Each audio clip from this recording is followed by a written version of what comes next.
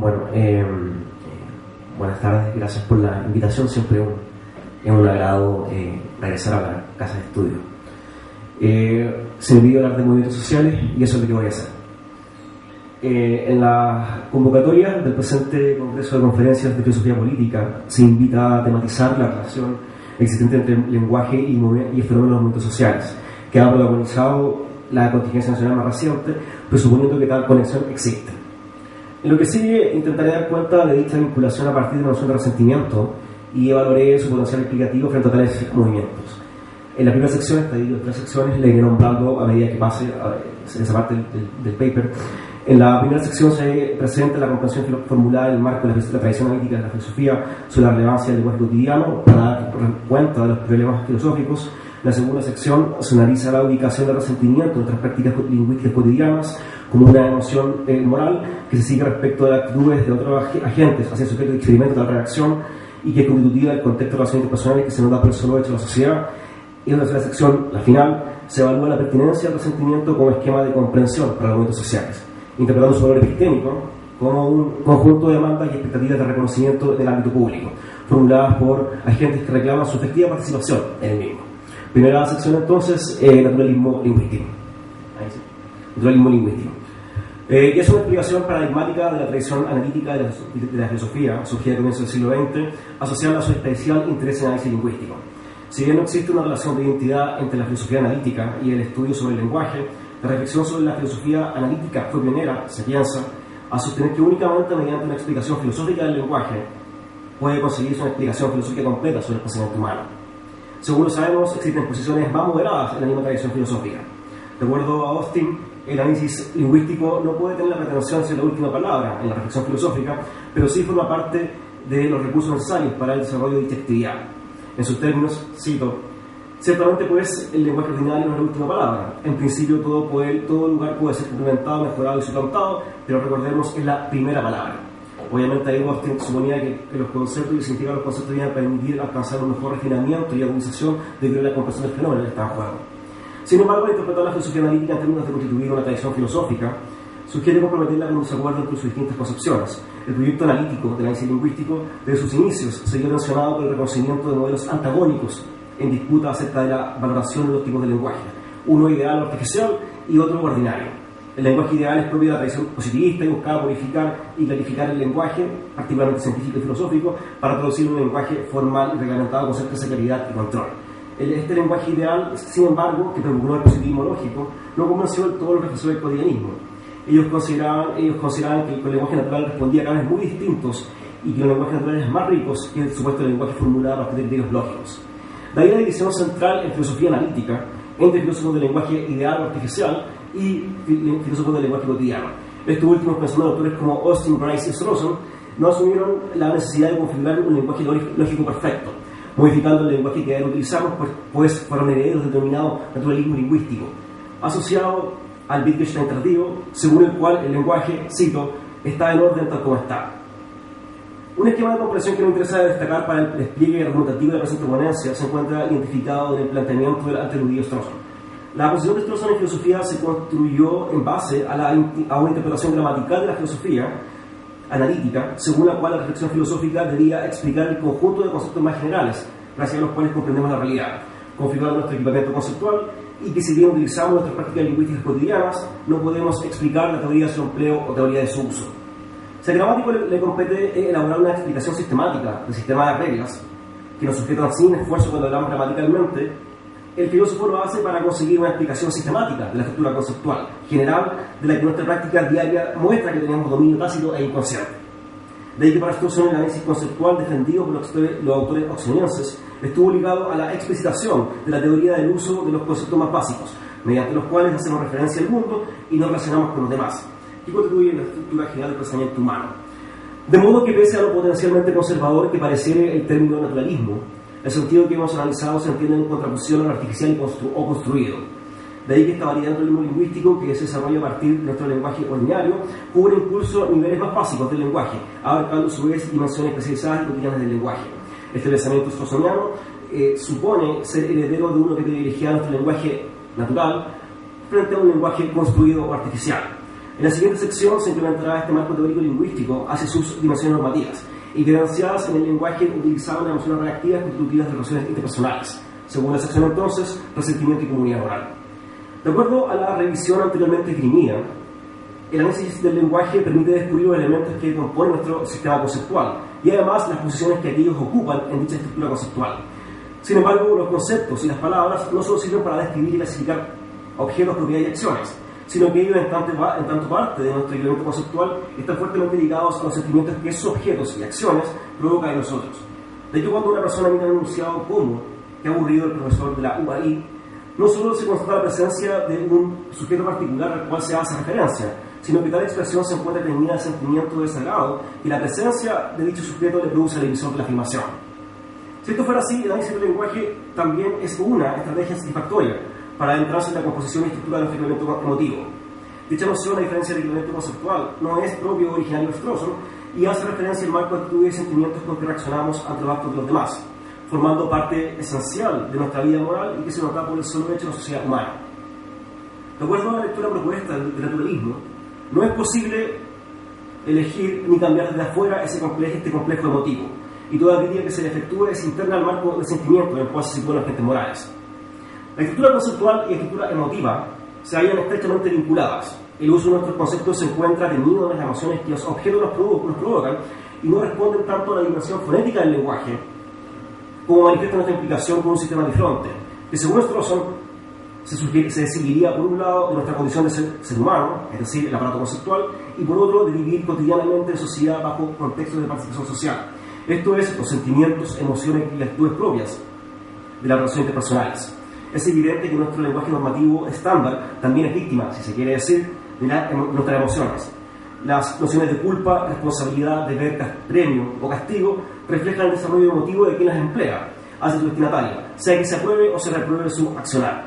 El tránsito desde la esfera lingüística hasta la emocional emotiva nuevamente se propone tematizar algo de las construcciones Strawson, en sus marginales palabras formuladas en el campo de la filosofía de la moral. De acuerdo a una serie de distinción articulada por el autor, es posible diferenciar entre distintas formas de tratar a un agente. La adopción de una determinada reacción frente a las acciones de los demás dependerá del tipo de sentimiento que estos expresan mediante sus actos. Un margen importante de este esquema se sigue el fuerte interés que sentimos frente a las intenciones y buena o mala voluntad de los otros hacia nosotros, manifestadas en sus acciones. Reaccionamos con gratitud ante la buena voluntad de los otros seres humanos y con resentimiento ante la mala voluntad o indiferencia de los demás. Emociones como el resentimiento, la culpa o la indignación, esto se denomina como actitudes reactivas,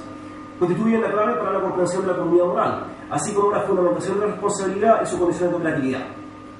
Existe una estrecha conexión entre actitudes reactivas y una particular forma de evaluación o cuasi-evaluación, consistente en la aceleración de una persona frente a una expectativa o demanda. Para acelerar a alguien por una expectativa, ella debe ser susceptible a las reacciones reactivas en su relación con otra persona. Acelerar a alguien por una expectativa es ser susceptible de una determinada gama de emociones. Si las expectativas son violadas o creer que sería apropiado para uno sentir esas emociones si las expectativas fueran defraudadas. Mientras las actitudes reactivas son reacciones naturales ante la buena o mala voluntad o ante la indiferencia de los demás, conforme se manifiestan sus actitudes y reacciones sujetas a nuestra participación en un proceso de transacción moral, las actitudes subjetivas son aquellas que consideran al objeto al margen de las actitudes reactivas y de la comunidad moral en general. Invitan a ver al ofensor bajo una luz diferente de aquella con la que normalmente lo veríamos, y por ende suspenden nuestras actitudes reactivas habituales, e implican la adopción de medidas preventivas, tratamientos o medidas de táctica social. A partir de supuestos de cierta hipótesis en que tenían lugar expresiones lingüísticas como "no pude evitarlo", "fui empujado", "no sabía", esto sugiere que en dichos supuestos las actitudes reactivas resultan inapropiadas, pues no puede concebirse que la gente sea plenamente responsable. El agente ignoraba el daño que provocó con su comportamiento, bien ocurrió contra su voluntad. Así, por ejemplo, si mientras viajo en el metro, por una brusca detención del conductor, un pasajero accidentalmente me empuja o me pisa, no procede que lo reproche en términos morales, ni que reaccione con los sentimientos de su persona. Solo procede que me ofrezca las excusas pertinentes y que yo las acepte. De la participación en las transacciones recíprocas del mundo social y moral, se siguen las actitudes reactivas. De la distancia o no participación en las relaciones intersubjetivas, tal y como las conocemos, se siguen las actitudes objetivas. La suspensión de actitudes reactivas solo tiene lugar en circunstancias excepcionales, como ocurre cuando el agente es psicológicamente normal, como lo es un loco, o moralmente inmaduro, como lo es un niño.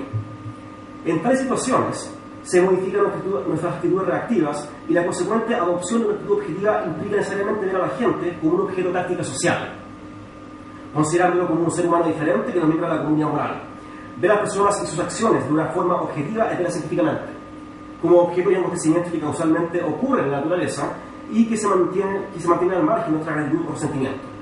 El esquema según nuestras reacciones ante las acciones de los demás decanta en actitudes reactivas y objetivas es correlativo a una distinción que atiende a la posición en que se encuentra la gente moral en comunidades de interacción normativa. Según lo señalé, las actitudes reactivas son propias de la participación en relaciones interpersonales ordinarias y nuestro compromiso con ellas es demasiado abarcador para mantenernos al margen de las mismas, salvo situaciones excepcionales, ahí indicamos cuáles.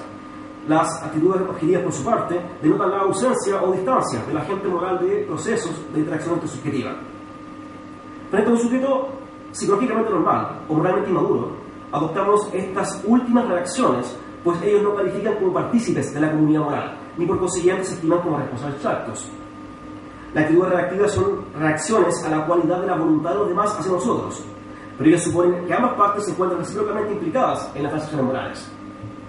La falta de participación de una de las partes deviene en que dicho agente no tiene por qué ajustarse a los estándares que son propios de estos contextos de interacción moral, ya que su comportamiento carece, en estricto rigor, de un sentido propiamente moral. Las actitudes implican un complejo de demandas y expectativas dirigidas hacia entre los agentes morales responsables, suponen su sensibilidad moral para entender claramente las expectativas de los demás y lograr su perfección en términos morales.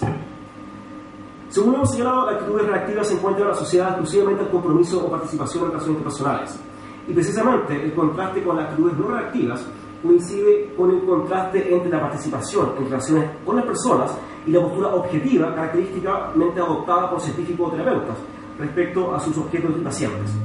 En base a esta distinción, estos son defendiendo la idea naturalística también, según la cual las actitudes reactivas son prácticamente inevitables para la gente en sus experiencias cotidianos. A partir de esta interpretación, se revela aquello que está en juego cuando afirmamos la participación de la gente en una comunidad moral. Es decir, la pertinencia de estimarlo como un agente moralmente responsable, ratificando la vigencia de nuestras prácticas de juzgamiento y operatividad del lenguaje normativo que cotidianamente empleamos. De manera que presumiblemente ser responsable constituye ser un candidato apto para las actitudes reactivas, o bien en otros términos, ser moralmente responsable es encajar o participar en las prácticas sociales que rigen la experimentación de actitudes reactivas, es decir, constituye adquirir una cierta competencia social. El tipo de competencia que trata la responsabilidad moral se relaciona con criterios pragmáticos acerca de la inclusión de un sujeto del contexto social en que participa,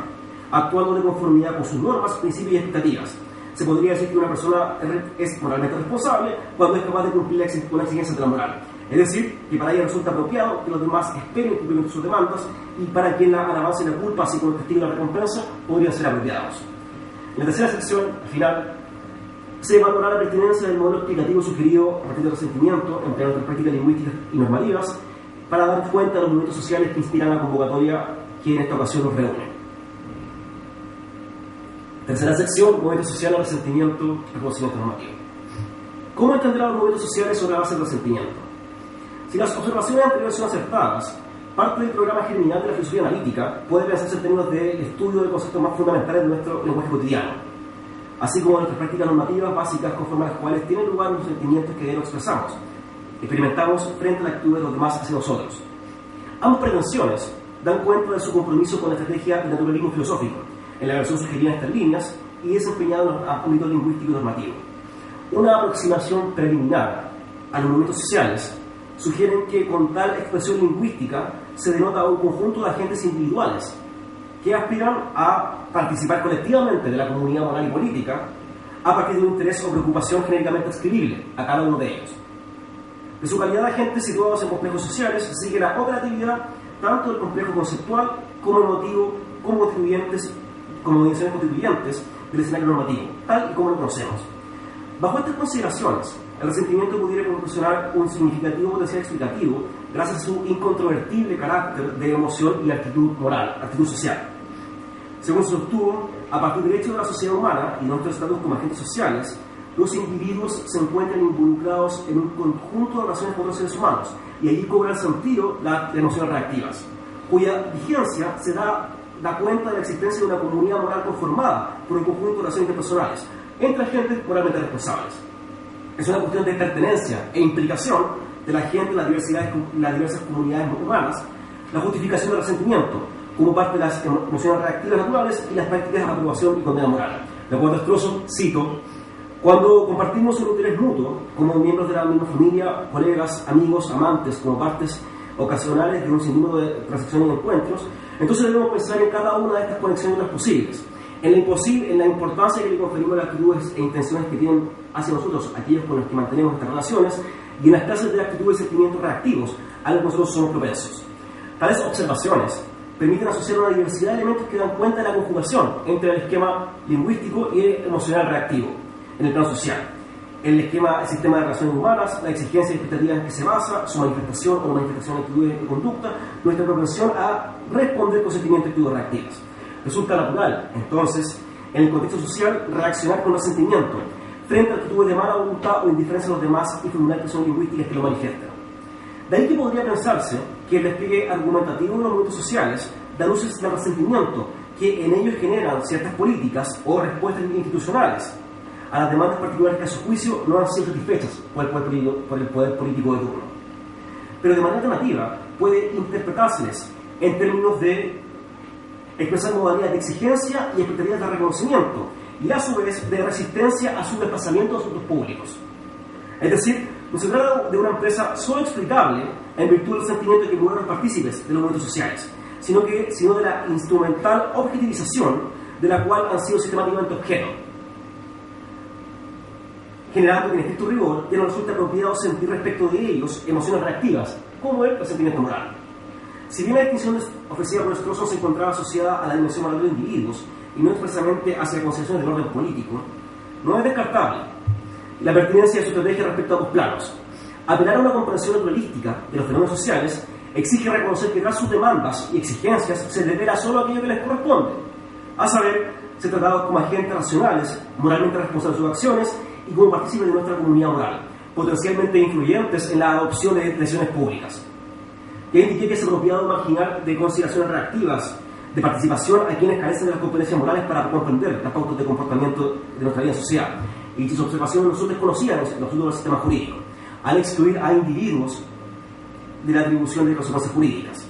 Pero la atención opera respecto a admitir que las actitudes objetivas de distanciamiento pueden ser adoptadas mediante un uso instrumental de las mismas, desplazando tanto a miembros como a sus agrupaciones de la comunidad moral y política, no obstante estar cotidianamente involucrados respecto a ambas. Permítaseme evaluar lo anterior a partir de un tratamiento característico configurado desde el ámbito político frente a las recientes actuaciones de los movimientos sociales, en el ejercicio de sus legítimas expectativas de participación pública, el peligro de la criminalización de la protesta social. Es cierto que caracterizar el despliegue de la agencia individual de un sujeto requiere de consideraciones adicionales al momento de situar el examen desde la esfera de la agencia colectiva, en que el interés sostenido por los agentes corresponde al interés de todos. Pero de igual modo puede aceptarse que la implementación de estos mecanismos institucionales, una vez que asimilan la participación de la comunidad moral en los asuntos públicos con conductas indeseadas y calificadas como típicamente relevantes al transgredir el orden público de la misma sociedad, dan cuenta de la continuidad que existe entre la adopción de una actitud objetiva en cada uno de ambos planos agenciales. No es descartable que el complejo de demandas y expectativas morales se transmita a la esfera pública y que frente a tal esquema el recurso de la objetivización se muestre pragmáticamente vigente desde lo interpersonal hacia lo propiamente político. Después de todo, las herramientas legislativas con las cuales hemos tenido noticias se pretende reglamentar la participación social en su reclamo por la cobertura de necesidades básicas insatisfechas, solo ratifican la visión externa y descomprometida del poder político para con los partícipes de la comunidad. Tras la exclusión de agentes de la comunidad moral y su genuina influencia en las decisiones públicas, subyacen modalidades de actitudes objetivas. Desde la arena política y bajo una comprensión anticipatoria de este escenario, Fernando Atria ha observado que, cito, lo político es el escenario, es el espacio que surge cuando nos reconocemos recíprocamente, y las decisiones políticas son tales porque son otras decisiones. Si son otras decisiones, ellas reflejan correctamente nuestros intereses, porque entonces ellas van efectivamente en el interés de todos. Solo entendiendo así nuestras decisiones podemos entendernos como una comunidad política con agencia. La pregunta es si entonces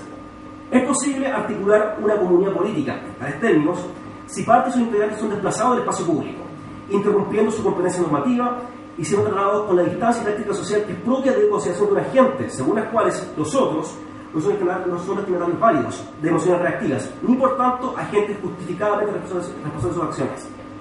El sentido de la aproximación turística que hemos hablado con anterioridad se extravía frente a una visión reductiva o reduccionista, que sugiere una postura del punto de vista objetivo o naturalizado de los movimientos sociales, los cuales, tal como si fueran menos fenómenos, habrán de ser descritos, estudiados y quizás compartidos, pero sin que el sentido de comprenderlos, o quizás comprendidos, pero sin que el sentido de comprenderlos implique compartir ni reconocer su participación en el conjunto de transacciones y relaciones constituyentes del espacio moral. Aún más, a partir de consideraciones de la filosofía del lenguaje, sabemos que la función referencial del lenguaje sugiere que no son las oraciones las que en estricto rigor hacen referencia o se refieren a objetos, sujetos o grupos de estos, sino que los hablantes son quienes hacen referencia a aquellos mediante el uso de expresiones. Una vez que los agentes efectúan expresiones referenciales, dichas expresiones admiten una relación de presuposición con su referente, esto es, la existencia de las referentes. Desde un punto de vista pragmático de la presuposición, son los hablantes quienes al utilizar las expresiones referenciales presuponen que los referentes que corresponden existen. Si esto fuera así, pudiera existir una tensión entre la formulación de una expresión lingüística asociada a la adopción de una actitud no reactiva respecto a tales movimientos y al reconocimiento implícito que dicha forma de hablar o de regular a tales grupos presupone que ellos participan en la comunidad moral. Aquí no se alude a la existencia del referente en sentido metafísico, sino en un sentido meramente normativo. Sería un uso espurio de la oración objetivizante esgrimida por los hablantes del poder político distanciarse y desplazar de consideraciones normativas a los movimientos sociales en circunstancias que sus afirmaciones presuponen, lingüísticamente hablando, la existencia y participación de tareas agentes en el contexto social, del cual ambas dimensiones de hablantes forman parte. De este modo, el reconocimiento normativo y lingüístico de los movimientos sociales por parte del lenguaje público constituye una presuposición, así como una condición necesaria para que tenga lugar el valor litativo de todo enunciado lingüístico y consecuencia de la normativa que procure marginarnos de las emociones morales de los participantes, como se ha sugerido ocurre con la suspensión del resentimiento. Desde luego, según se puede apreciar, estoy asumiendo que las consideraciones sobre el resentimiento gozan de un genuino valor epistémico en el escenario público. Años atrás, en este lugar, se tematizó la posibilidad de reivindicar el lugar del resentimiento en las alegaciones públicas, sosteniendo que parte de su mérito decía relación con las expectativas de igualdad o sobre la suficiencia en la distribución que sostienen precisamente los movimientos sociales sobre los cuales estamos conversando hoy. En este sentido, el problema no radica en que otros tienen más, sino que tienen más en la medida que otros tienen menos, o no lo suficiente. Situación de asimetría que se agudiza con la protección jurídica de la propiedad privada, según la cual el propietario cuenta con una facultad de exclusión del bien objeto de su dominio, respecto de todo el interés de la sociedad, pero en el momento de amparar institucionalmente su dominio, al resultar este reindividuo turbado, reclama que la misma comunidad en su conjunto acuda en su auxilio. Es a lo menos apropiado experimentar resentimiento cuando en el seno de la comunidad política se cautela un sistema de control de recursos que dejan a unos pocos con mucho, a un gran número con muy poco y a un número considerable de participantes sin absolutamente nada. También se ha sugerido la pertinencia del resentimiento en política con cargo a su exigencia de consistencia como un parámetro normativo de los discursos en asuntos públicos. Los argumentos pueden servir de razones persuasivas en el espacio público, pero aquellos deben ser recepcionados con una razonable distancia y sin escepticismo, a saber, bajo la advertencia de evaluar la correspondencia entre aquello que dice quien formula la respectiva alegación y lo que efectivamente hace en su práctica cotidiana.